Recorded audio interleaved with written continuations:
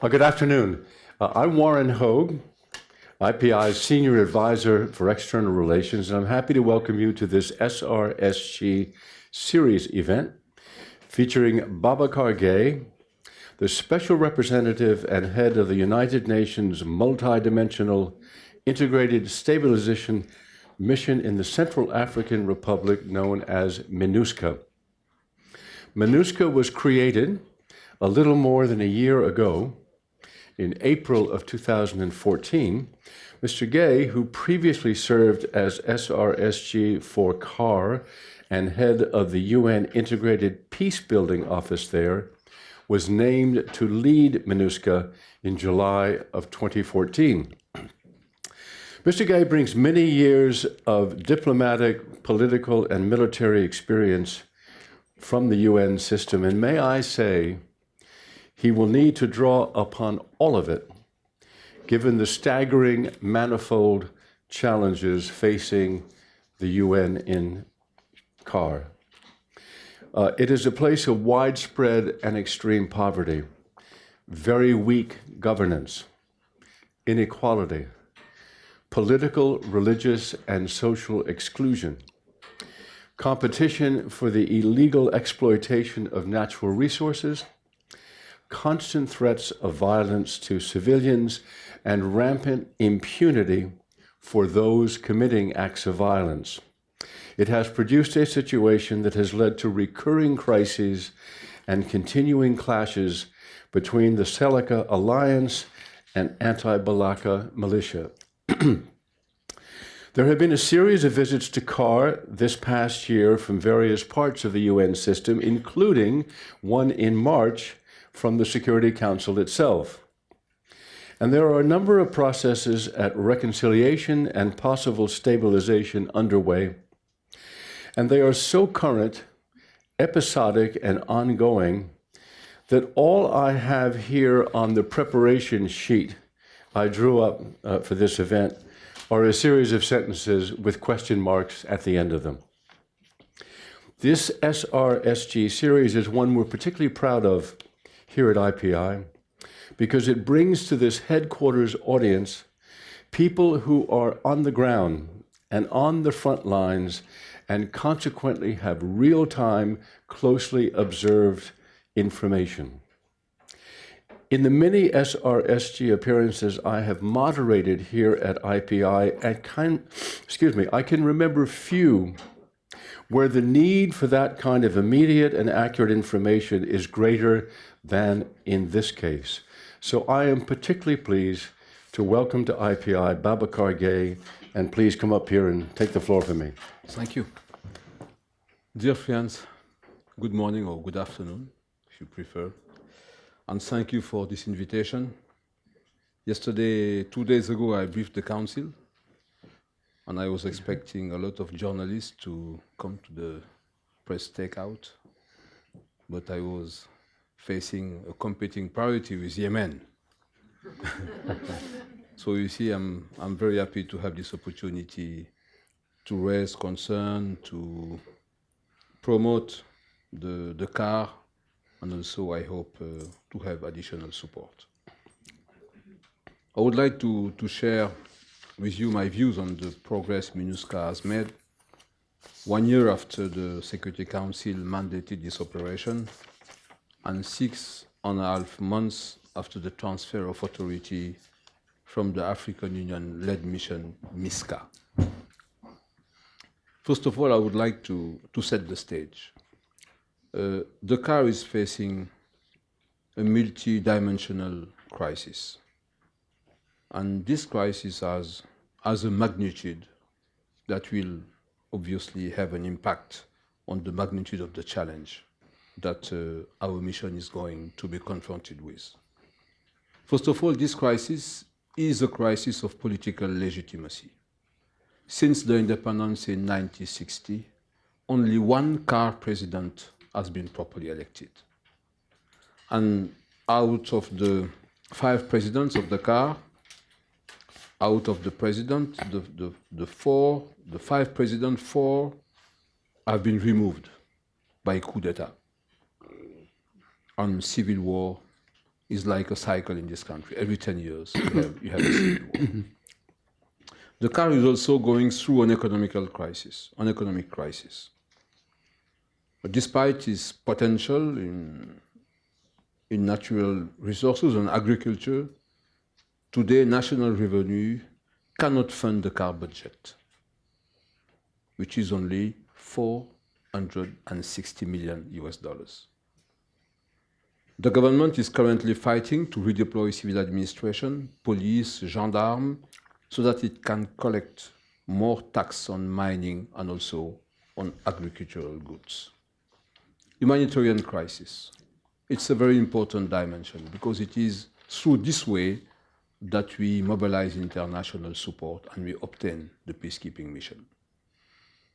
Today, 2.7 million out of a population of 4.5 million is in dire need of humanitarian support.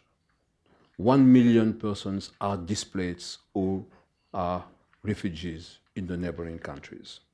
And since January, despite our operation, 50,000 additional IDPs have been registered. When the council members visited the mission in March, they praised Sangaris, UFOR, MINUSCA, and MINUSCA for helping prevent a genocide in the CAR. And I think this is the first achievement of international community. And also for gradually improving the security situation throughout the country. Indeed, certain characteristics of normal life are evident if you travel to Bangui, as Harriet is going to do very soon, unless she disappeared. She's working for us in the car.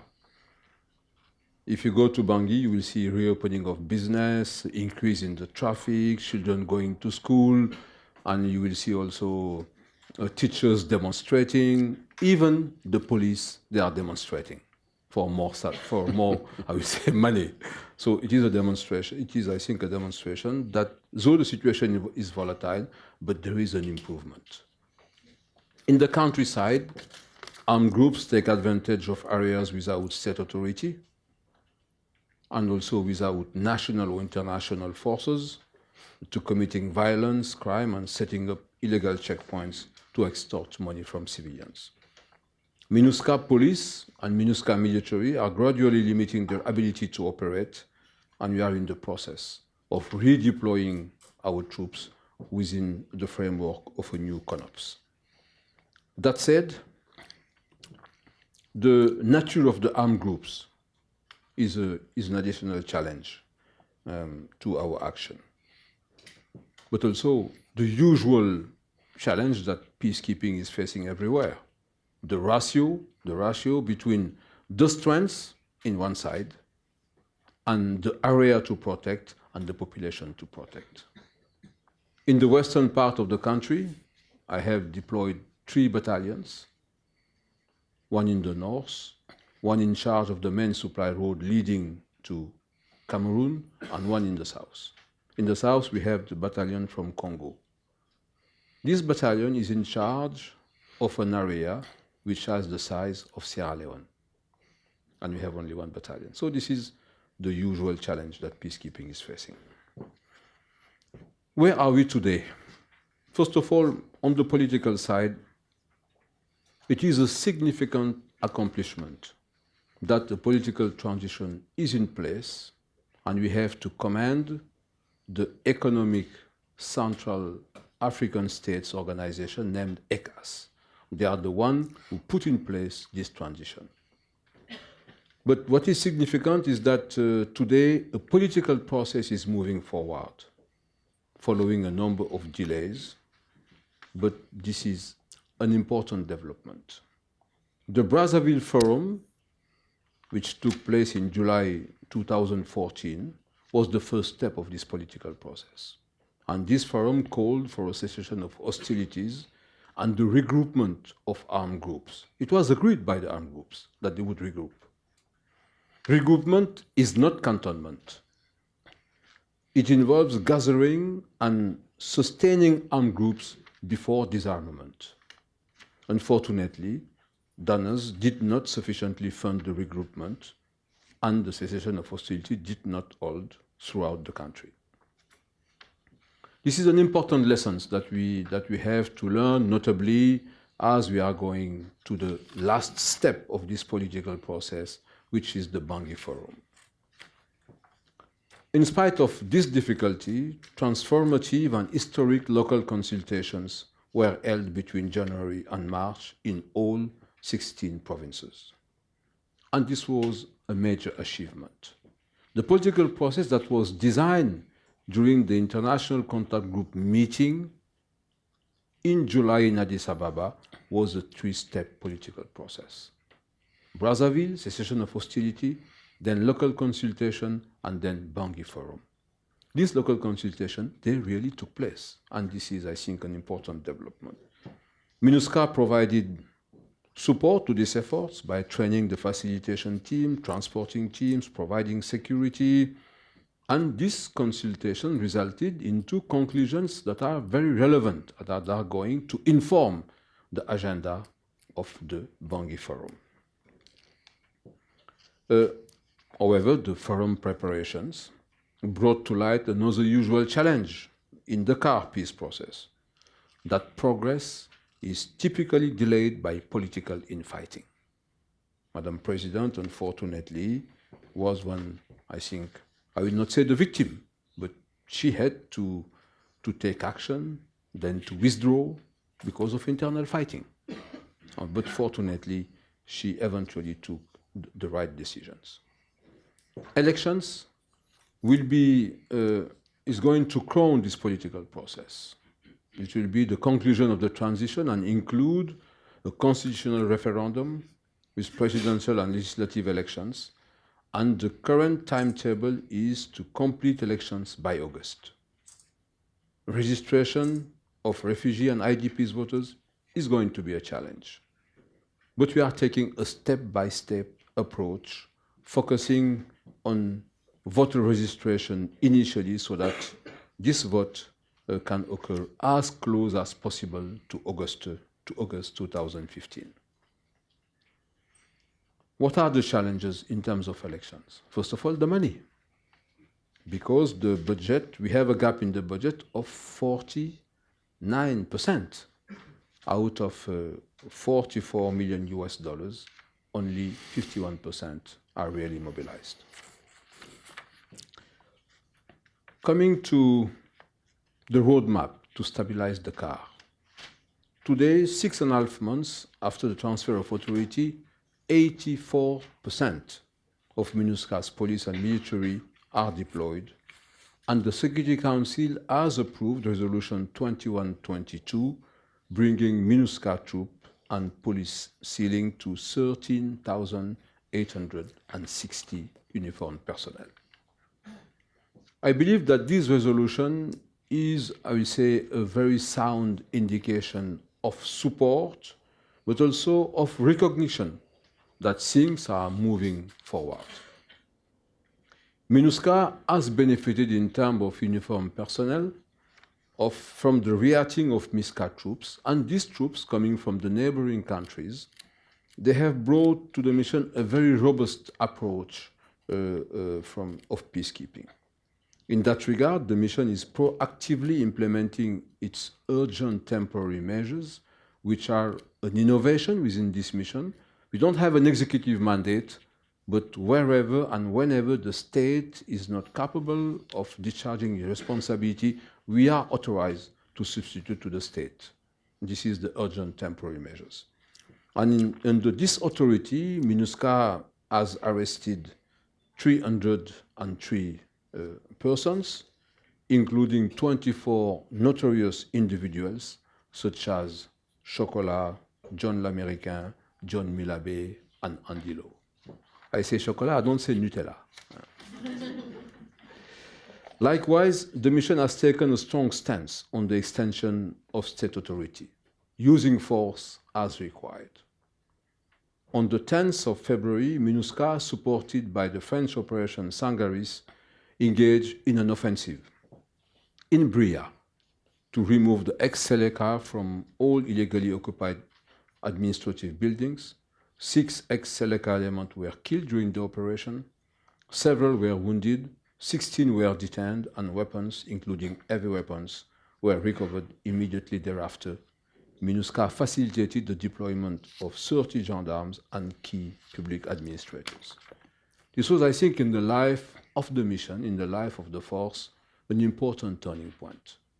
Because this operation not only had a very positive impact on the mindset of the entire Seleka combatants, but also it gave to the population some reassurance that indeed MINUSCA was ready to take action, even though we were promoting negotiation and dialogue in order to have a sustainable peace. This was, I think, an achievement that the force and the entire mission can be very proud.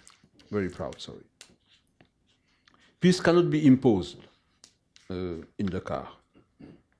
As it did in Bria, MINUSCA will continue to compel armed groups to come to the negotiating table, but the mission cannot so far forcibly disarm all combatants. For that, a peace agreement is required, and it is one of the objectives of the Bangui Forum. Peace refers to a genuine cessation of hostilities with comprehensive DDR and SSR. This is one of the objectives of the Bangui Forum. I'm optimistic that a framework for DDR will be agreed, even though we don't have enough emerging leaders capable of having a vision that will convince their combatants to participate to DDR.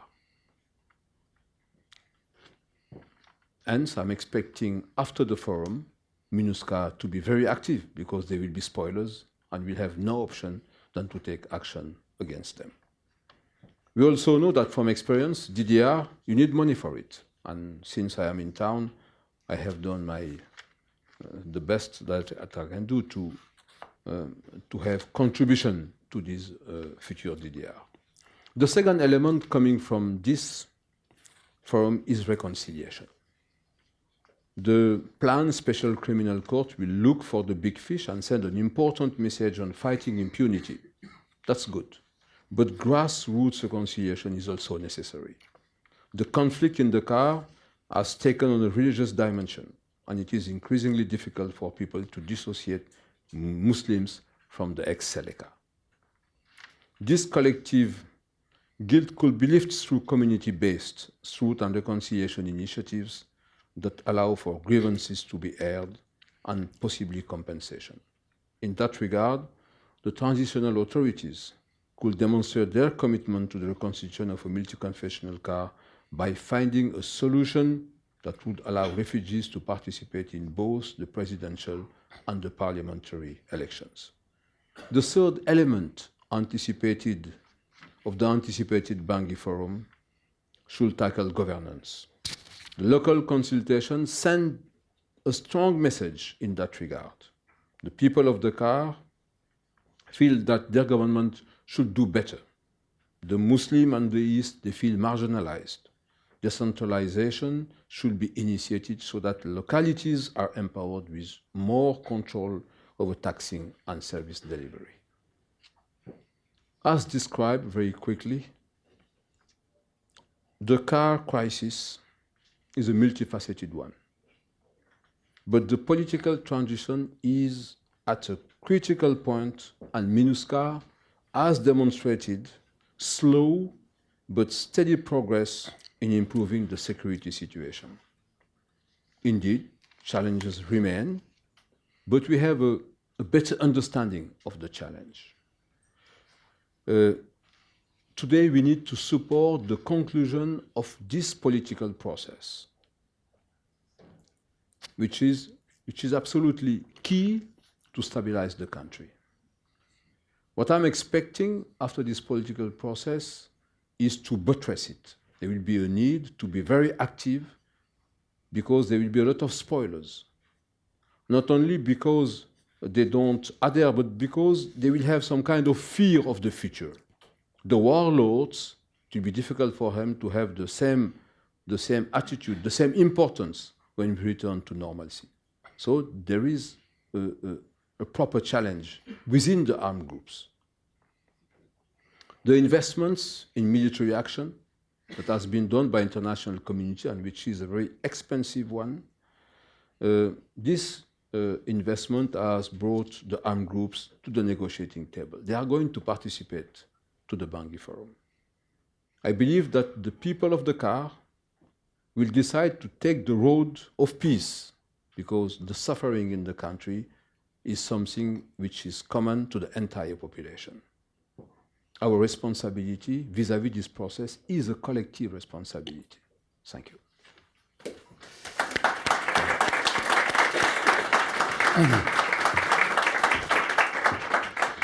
Thank you very much.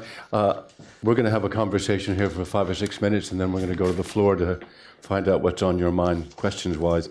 The Bangui Forum, it for sure will happen now, the end of this month. That's what I think you're saying? Yes, 27. And so much hope is being put into this forum after this consultation process which you described. And I know that officially the transition period ends in August. My question is, if you don't achieve the kind of progress by August to schedule elections, does the process simply grind to a halt, or will there be a way of extending it to accommodate some of the problems you meet? Mm-hmm. The transition today is governed by a transitional charter that has been, I will say, at least supported by ECAS. Mm-hmm. There is, within this charter, a provision for the extension of the transition. The first mechanism was under the sole control of President Sassou Nguesso of Congo, who is the mediator. And he used this mechanism because he's the one who extended the transition for 6 additional months from February 2015 to August 2015. If there is a need for an additional extension, whatever the length of this extension, it will no longer be the responsibility of President Sassou, but the responsibility of the entire head of state of the Central African region. Meaning that ECAS head of state will have to meet and to decide on the extension of the transition in case elections are not taking place by August 18. Excellent. Now, one of the provisions, as I understand it, is that the current politicians should not become candidates in the election, and yet some of them, I think including the interim president, have indicated that they intend to participate in the elections. Mm-hmm. How do you intend to get around that problem? Interesting point, because this point has several dimensions. The most important one is related to the way this transition has been designed. As I stated, the Central African body, ECAS, is the one which brokered all the agreements related to the transition. And before agreeing on the famous Libreville Agreement, there was a commitment in good faith of all the political stakeholders that they will stick to the provision of whatever is decided. And what has been decided and is put in the marble of the transitional charter is that the head of state, the prime minister, the speaker, and the bureau of the National Transitional Council, the members of the bureau, cannot rule for presidency. Today, indeed, there was some hesitation in that regard. But, Madam President, notably when a United Nations organized a high-level event in the margins of the GA, publicly stated that she would not rule, and she reiterated her commitment. The Prime Minister, I don't expect him to be in that mood of ruling. The Speaker, yes, is interested. But during a meeting 3 days ago, he went on public saying that the President himself and the Prime Minister are not authorized. I think it will be very dangerous to start a new era in the life of this country with something challenging a previous commitment. It will open the door for the elected president to go in the same vein. This should be absolutely avoided. Mm-hmm. I personally count on the leadership of this country to stick to their commitments, and I think that this provision, which cannot be amended in the Charter, is going to be respected. Interesting. Yes. In CAR, I don't mean to pick sides here, but I do want to ask you about the Muslim population, because they seem to be the ones right now who are being targeted, expelled, forced out of the country. And in particular, Samantha Power, the U.S. permanent representative, went to CAR in March and noted that out of 436 mosques in the country, that 417 had been destroyed. Is it incumbent upon your mission to pay particular attention to the Muslim minority, since that seems to be the minority that are being most prejudiced against now? Indeed, we are paying a lot of attention to all the communities at risk. Mm-hmm. And the reality is very simple. In Bangui and in the western part, Muslims are regrouped in enclaves under the security of international forces. Mm-hmm. This is a demonstration that in the western part, in Bangui, reconciliation is yet to start, is one.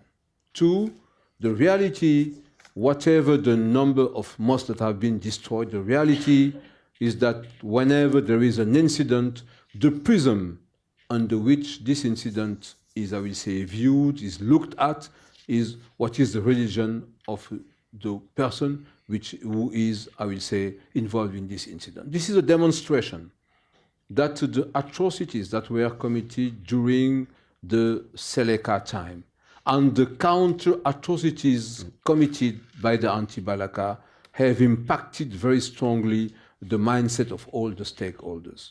This is one of the most important achievements expected from the Bangui Forum to start the reconciliation process. Unless this reconciliation is carried out, there will be no sustainable stability in this country. The community at the local communities, they should have their truth and reconciliation committees. They should start doing their catharsis so that healing between, I will say, them can start. This is one of the most important things, and we are supporting this initiative of reconciliation. And I would like to take this opportunity to commend the support of Peace Building Fund and Peace Building Support Office, because they are the ones that are going to provide us with the means necessary to that action. Just one last question, and this has to do with reconciliation. And this is a question about accountability. And I ask because the chief prosecutor of the ICC has announced she'll be opening an investigation of both sides for possible crimes against humanity and war crimes, including murder, rape, forced displacement, and use of child soldiers. I think there are a couple of hundred people in jail right now. So my question is, it's a broad question about accountability, but a specific question about what's going to happen to those 200 people, and is the chief prosecutor about to initiate an investigation, and can that investigation go on as you also seek reconciliation? Very good point. Fight against impunity is another pillar of a sustainable stability. And the transitional authorities are committed to fighting impunity. And the transfer of Dominique Nguyen who is the LRA combatant, to The Hague was an additional demonstration of the commitment of Madame Catherine Samba-Panza. Before the ICC prosecutor takes action, we are expecting the judicial authorities to play their part. And our justice section is supporting them. We have carried out arrests in that regard. And we also are in the prospect of setting up a special court with international magistrates working under the authority of national magistrates, which is a way to buttress the justice in this country. And you are probably aware of the Nairobi talks that are, I say, a challenge to the process that was launched in Brazzaville. One of the flaws that immediately made this process unacceptable was that they were calling for amnesty. This is an important progress, I will say, in the way we are dealing with the crisis in Dakar. The first innovation is the local consultations. It never took place in the past. For the first time, the population countrywide had an opportunity to express frustration, grievances, and so on and so forth. But what is more important is that there is a common, I will say, understanding that we should fight impunity in the country. People cannot do whatever they want, and then they benefit from an amnesty, and they will have, I would say, to restart again within 5 years or 10 years. This is a development, and I can assure you that taking into account the focus of the SG on human rights, that it is one of the main points on which we are working. Did the consultation also include the diaspora? And is the diaspora returning for the Bangui Forum? The diaspora is going to be included in the participants of the Bangui Forum, as well as the refugees. The consultation was not carried out in the diaspora, but interestingly enough, the diaspora took the initiative to organize their own consultations.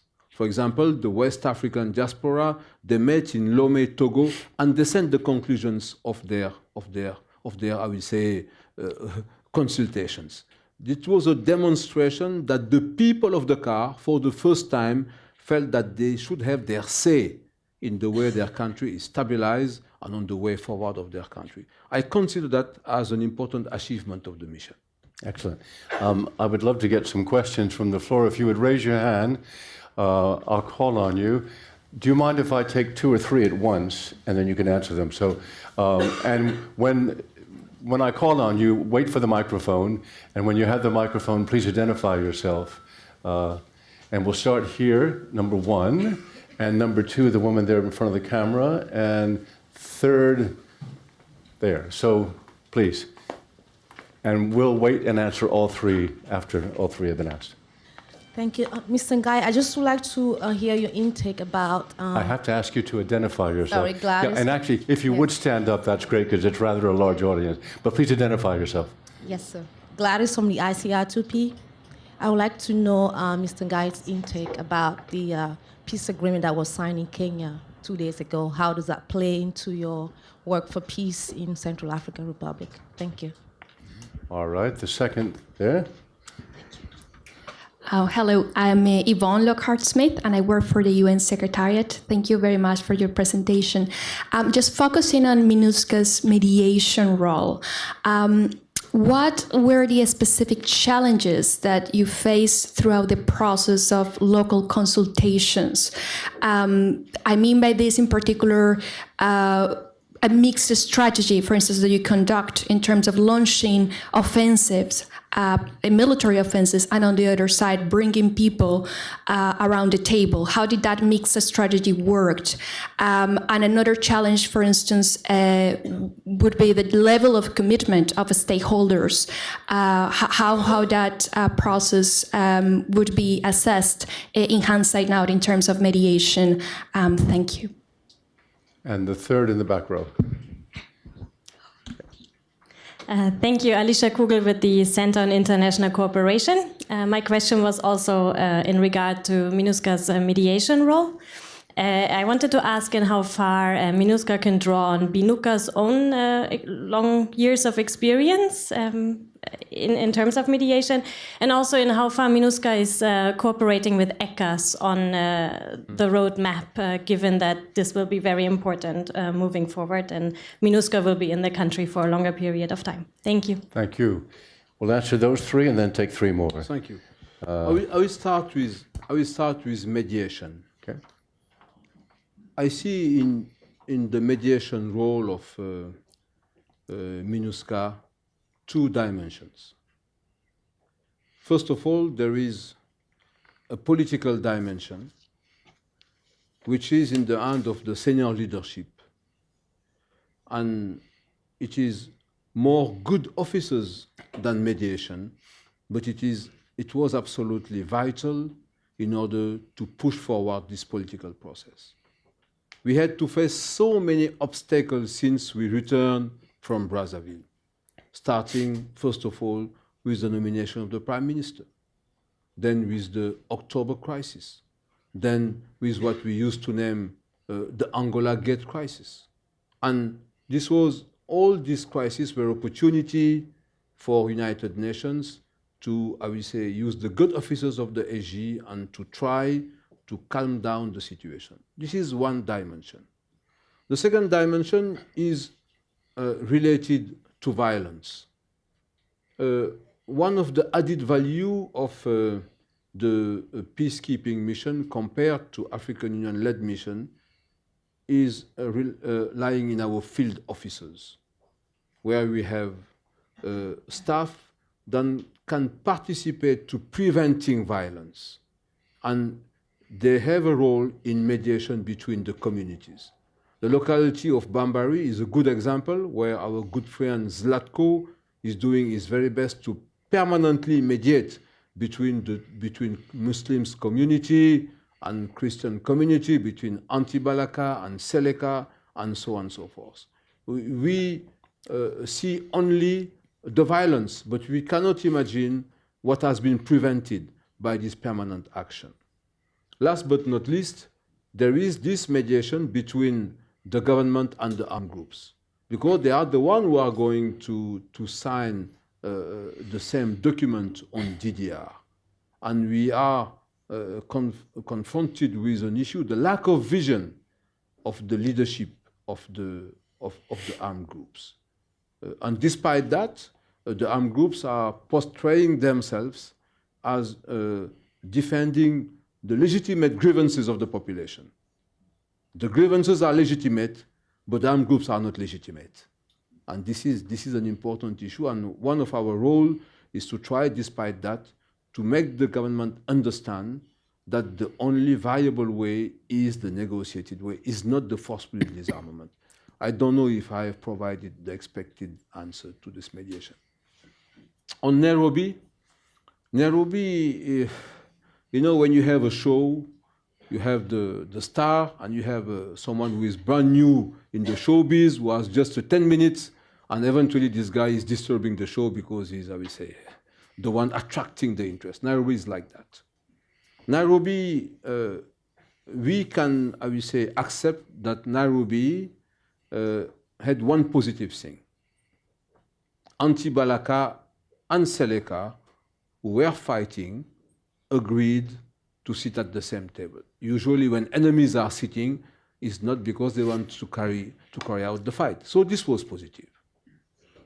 But Nairobi was not positive because, first of all, it was an isolated initiative outside the political process that was launched in Brazzaville and that was supported by the entire international community.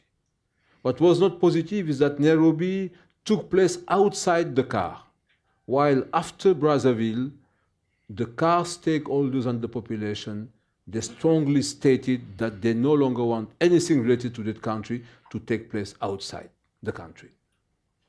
And last but not least, Nairobi was not positive because Nairobi was bringing back to the table, first of all, someone who was under sanction without any clearance from the sanction committee, and someone who was not, I will say, looking into the future, but was quite the opposite, looking in the side mirror.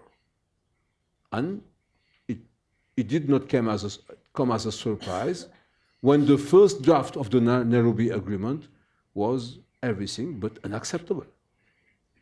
Because this agreement was calling for amnesty, for reshuffle of the transition, and so on and so forth.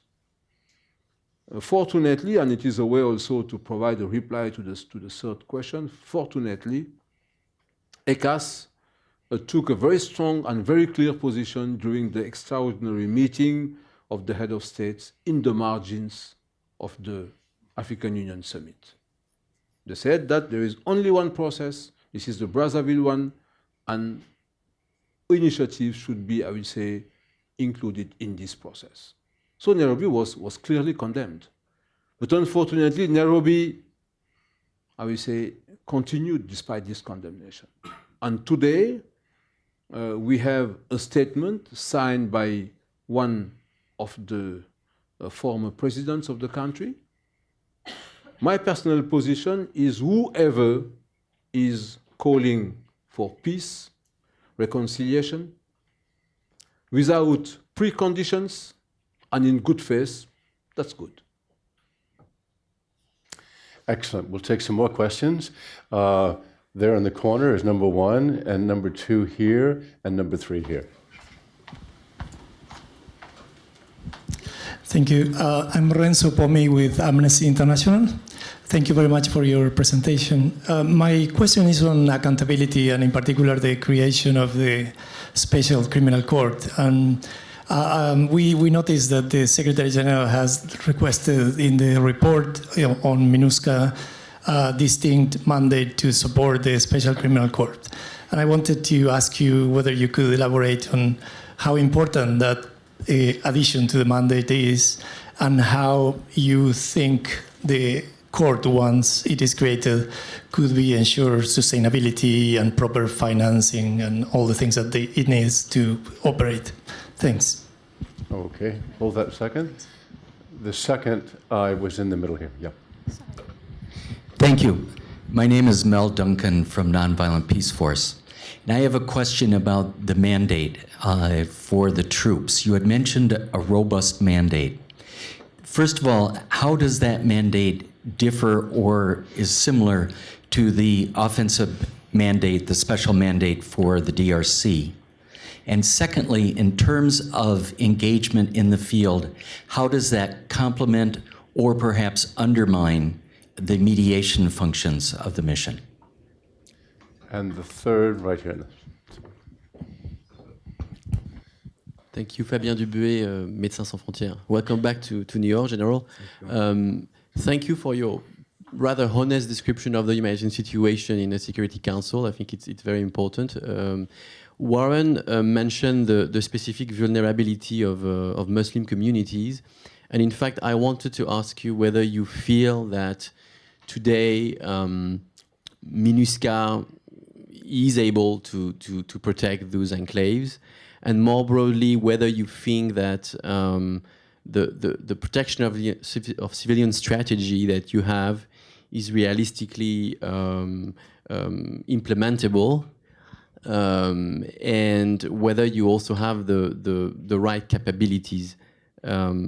We all know that there has been a lot of good work done in terms of doctrine by DPKO, by OCHA, in terms of protection of civilians, but I'm very interested in your military background, whether you feel this is realistically enforceable, and whether this means something from a military perspective. Thank you.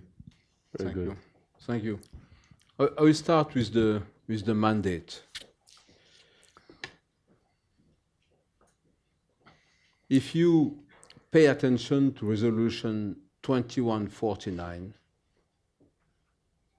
in the second paragraph of this resolution, the Council is reminding the principles of peacekeeping, consent of the host nation, etc., etc.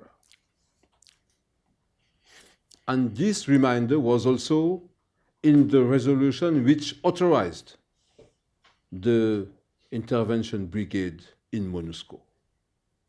This was the way, I think, within the Council members to make, I will say, this development swallowable by those who are not very keen on that.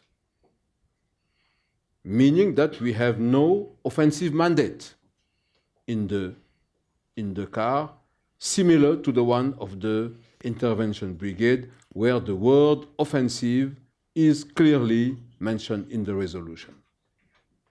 But we have the rules governing use of force. Use of force is, first of all, in self-defense. But use of force is also in defense of the mandate. The backbone of my mandate is the political process. We are there to support the political process, first of all.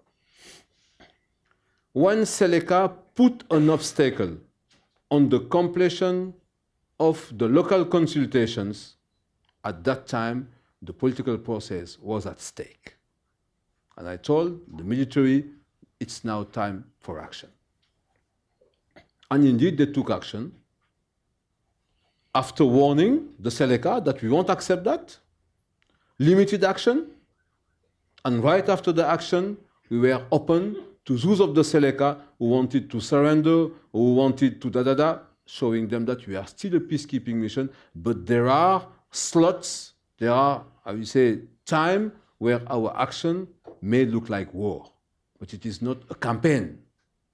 And this is also a misunderstanding between the government and the mission.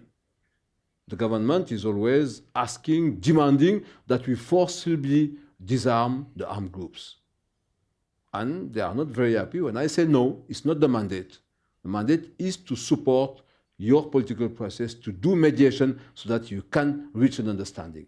Now, when the Bangui Forum is completed and spoilers are carrying on, at that time, I will have to take action against them. So just to clarify, and in terms of mediation, there is no, I will say, contradiction between robust action and mediation. Quite the opposite. An example, after the Bria operation, 3 weeks after, one of the military commanders of the Bria operation, on the side of the Seleka, returned very discreetly to Bria, and he asked the imam to intermediate between him and the head of office. And the head of office said, fine, I'm ready to discuss with you. Because we are authorized to talk to spoilers. And he discussed with him, and the gentleman stated that now he was, I will say, in support of peace.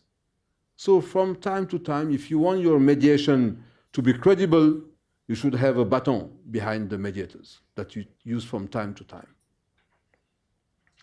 Concerning the Special Criminal Court, this is, again, an important development, which is really consistent with the situation in Dakar. We need to buttress the justice. We are facing an issue.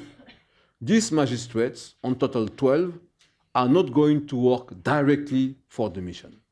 So they cannot be paid on assessed contribution. We are, let's say, identifying ways to pay them. But the mission is going to provide support to this criminal court. For the time being, within, I will say, capacities and means. If we realize that for one reason or another, it is, I will say, not within our capacity, at that time, we are going to report and advise. But for the time being, I am really committed to support this court. Now, concerning the Muslim community and our POC strategy. I visited Kagabandoro 1 week ago to attend the medal parade of the Pakistani battalion. And I used this opportunity to also meet with my humanitarian colleague and my colleagues from United Nations Fund, agencies and programs. They complained to me that we want the peacekeepers to do more. And I told the sector commander, pay attention. People are complaining that you are not doing more. You should do more. Coming from a former military, it is accepted by them. And the following day, they had a demonstration. Population were complaining that we are not protected. This is not entirely fair because, and it is a way to provide you a reply, POC is not just about soldiers. POC is about a global approach, where first of all, you do prevention. You do presence, because presence equals protection.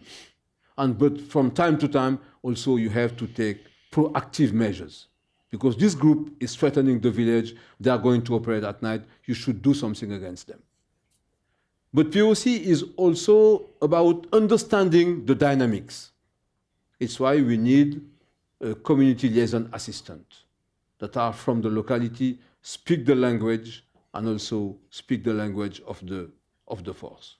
It's about early warning. It's why we need this community, I will say, alert network. And it's also about assessment. It's why we need the GPTs.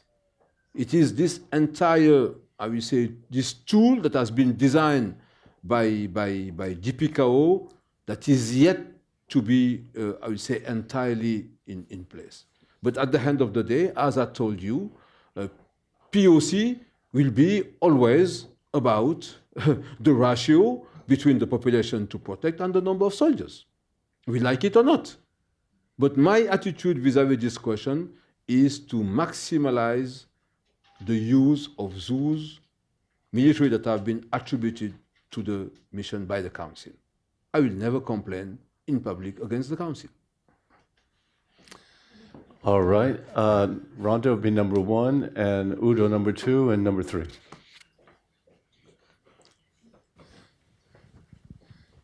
Rhonda Haubin and Tats.de. I have a blog column. And my question's about reconciliation. And you're talking about the amnesty issue. And I thought you said that there's been the question about amnesty being raised at the Brazzaville or the reconciliation discussions. And I wonder, with South Africa, it was truth and reconciliation. And that for truth, I thought the amnesty was a very important aspect. Can you say what the reconciliation is that you're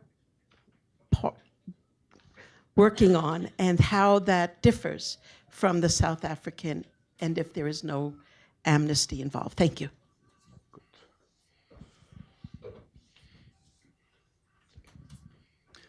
Udo Jans from the UNHCR office here in New York. SRSG Guy, thank you very much for your overview, your update, your commitment, your engagement. You said something in your introductory remarks that I find extraordinary, and I don't know whether it has registered sufficiently, that's why I repeat it. You may have, the United Nations may have saved the country from the brink of genocide. This is indeed what many humanitarian organizations felt, what many human rights organizations felt, and I hope it is true. We see, and you outlined already, the conundrum on a daily basis between those that are displaced either within the country or who have been forced to leave the country. In other words, they had to make a decision and vote with their feet, which is the only electoral process that currently seems to take place. How are you going to get them registered in order to stop the crisis of legitimacy that you referred to, so that this is indeed an inclusive electoral process? Question number 1. Question number 2, I haven't heard any reference to the SG's initiative launched last year, Rights Upfront, now termed Human Rights Upfront. You're painfully aware, I'm sure, of those communities at risk that are really entrapped, besieged in various localities around the country. It took an enormous effort to get even a small group, relatively small group, I think by my last count it was 79 people, reunited out of those enclaves with their relatives in neighboring Cameroon. To what extent does your mission internalize the Rights Upfront idea, initiative of the SG, and how do you give meaning to it within your mission context? Thank you. And finally, the last question. Thank you. Dragica Mikovica with Watchlist on Children in Armed Conflict.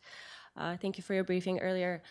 We have been demanding a DPKO policy banning states listed in the annexes of the Secretary General's report on children in armed conflict from contributing troops. So I wanted you to comment briefly on the presence of FARDC troops in MINUSCA and update us on when the remaining troops will be returning to the DRC. Thank you. Good. Thank you.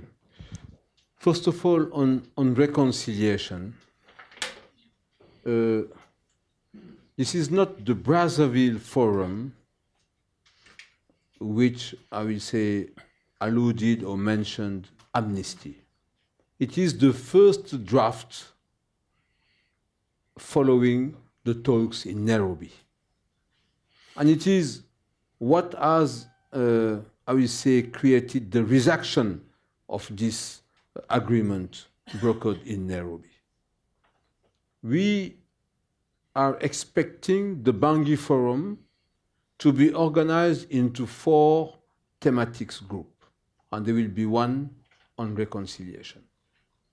United Nations, benefiting MINUSCA, benefiting from the support of the Mediation Support Unit, has already drafted a reconciliation strategy that has been endorsed by the government. I'm expecting this strategy to serve as background document for the discussion in these thematic groups. It will be up to the Central African to decide. If they are fine with amnesty as the price to be paid for a sustainable peace, we have no objection. That's their responsibility. And in that regard, ownership is one of the principles that the AG has requested the mission to put forward. On the issue of registration of refugees,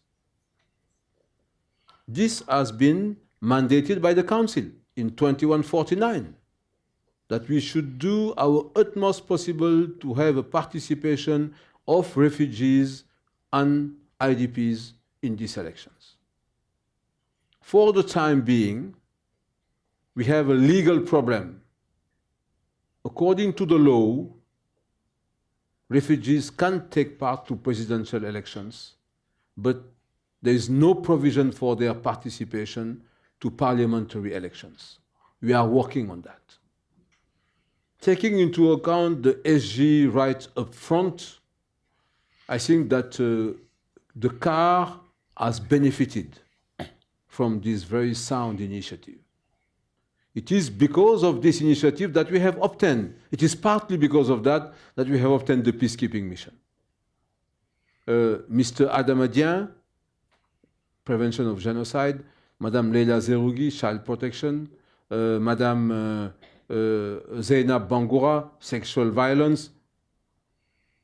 They visited the CAR, the 3 together, in December 2013.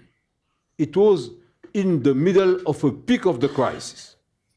But despite all the danger, I told them, please, you should visit now. It is the right moment to come. And they indeed came. And it is their report, their advocacy, that I think made everyone aware that there was indeed a risk of genocide in this country. Concerning the Muslims, and I think that you are alluding to Yaloke, the SG, the deputy SG himself called Madame Samba Panza to say, please do something on Yaloke. Madame Valérie Amos met with the Prime Minister, and I was present in Addis Ababa to tell him, please do something on Yaloke. The AG Ocha, Madame Kang, the same, traveled to the country. What I told them is that I agree with you that Yaloke is important. But I was frank with them. I told them, how many Yaloke do you have in the country? Why are you just concentrating on Yaloke? If you want to put your entire political, I will say, weight on Yaloke, the government will not understand. But at the same time, we did our very best to explain to the government that this was not good for them. Quite the opposite, it was going to damage their image, and they were wrong on Yaloke. And eventually, they agreed and they accepted that those who wanted to leave Yaloke be authorized to move. Apart from that, if there is no massacre of the Muslims in the enclaves in the West, it's because we are protecting them.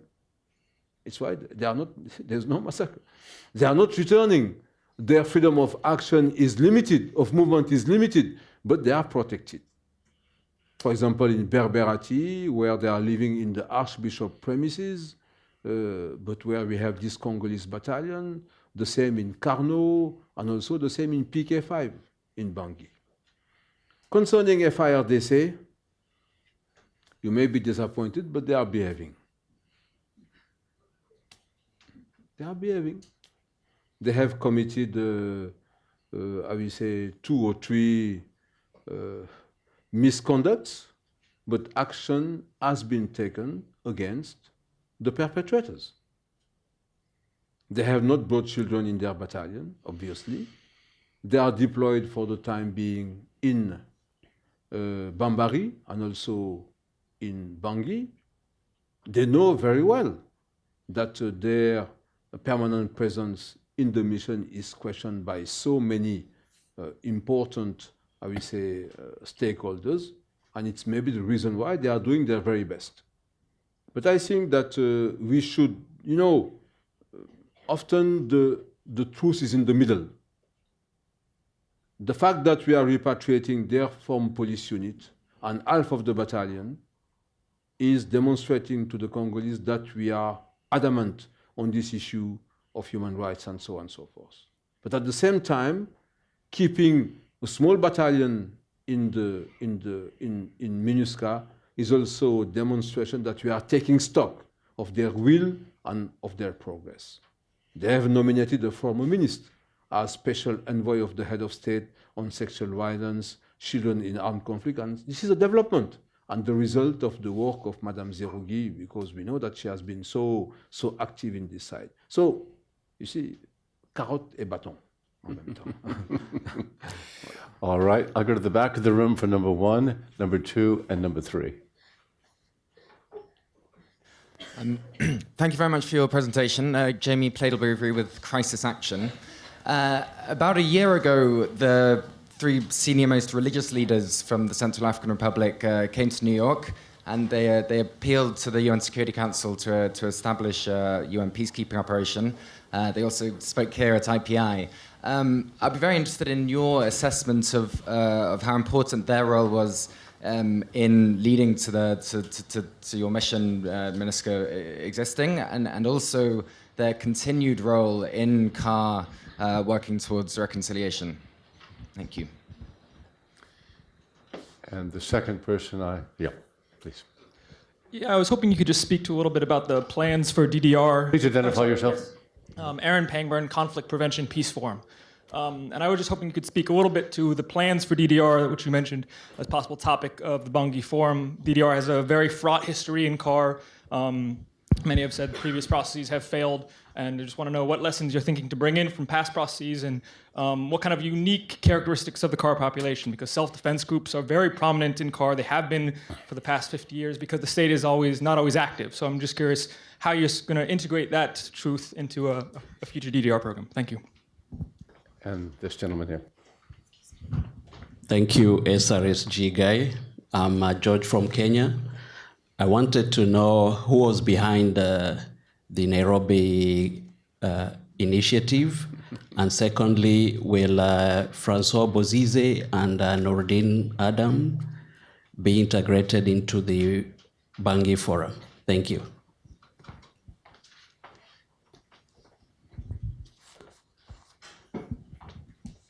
Okay.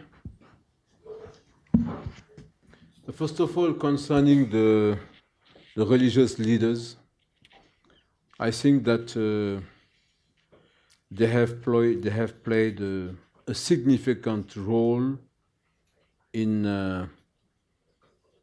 I will say, the awareness, international attention in directions of the CAR. The Archbishop has been, during the time of the Seleka, the first visible person daring to criticize Seleka publicly. Then they created this platform with the pastor and the imam that immediately gave an image of hope, an image of reasonable attitude of the core of the population, that these people were not alone, they were representing those who are silent but believe that they can live together. The platform has been also very active when there was hesitation on local consultations. They were the ones who stated that, no, we need these consultations. But the platform has also been, I will say, they have surprised international community when at least one of them was, I will say, challenging the Brazzaville Forum. all in all, they are really important players, and it is not a surprise that the platform has been included into the presidium of the Bangui Forum. This is the ultimate recognition that they are an important player in stabilizing the country. Concerning DDR, we are entering into the new generation of DDR program. In the car, all the combatants know about DDR because it is not, unfortunately, the first DDR program, is one. Number two, within the international community, there is an agreement that there will be no cash for weapons. There will be reintegration program included into development programs. But where is the beef? Where l'argent? This is the main issue.